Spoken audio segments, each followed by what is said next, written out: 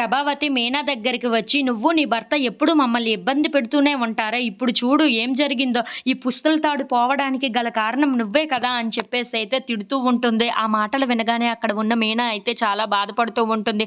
"ఎప్పుడు చూడు మా దగ్గరికి ఏదో ఒక తలనొప్పులు తెస్తూనే ఉంటారు. ఇప్పుడు చూడు వాళ్ళతో ఎలాంటి మాటలు పడాల్సి వస్తుందో! ఇప్పుడు ఏం చెయ్యాలో కూడా మాకు అర్థం కావటం లేదు" అని చెప్పేసైతే అక్కడ ఉన్న మీనాని నానా మాటలు అంటూ తిడుతూ ఉంటుంది. ఆ మాటలు వినగానే అక్కడ ఉన్న మీనా అయితే చాలా బాధపడుతూ ఉంటుంది. ఇంతలో అక్కడ ఉన్న బాలు కూడా ఏం చెయ్యాలో తెలియక మౌనంగా అక్కడ ఉన్న వాళ్ళ అమ్మ మాటలు వింటూ అలా చూస్తూ ఉండిపోతాడు. ఇంతలో అక్కడ ఉన్న ప్రభావతి మాత్రం, "ఇప్పుడు ఏం చెయ్యమంటావే? వాళ్ళతో మాటలు పడుతున్నాము కదా! నువ్వు చూస్తున్నావు కదా!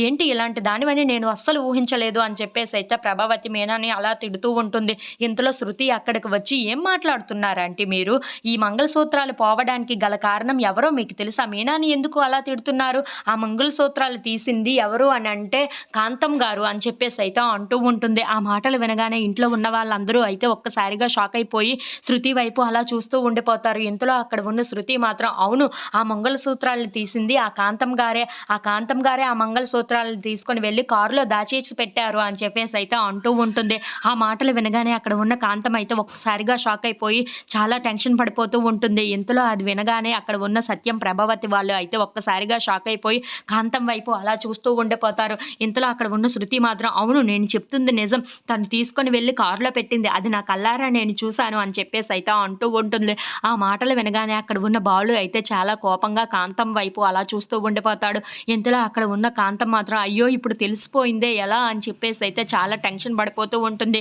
ఇంతలో అక్కడ ఉన్న బాలు మాత్రం చాలా కోపంగా కాంతం దగ్గరికి వెళ్తూ ఉంటాడు. అది చూసి ఇంట్లో ఉన్న వాళ్ళందరూ అయితే, "ఏం చేస్తాడో ఏంటో ఇప్పుడు" అని చెప్పేసైతే అనుకుంటూ ఉంటారు.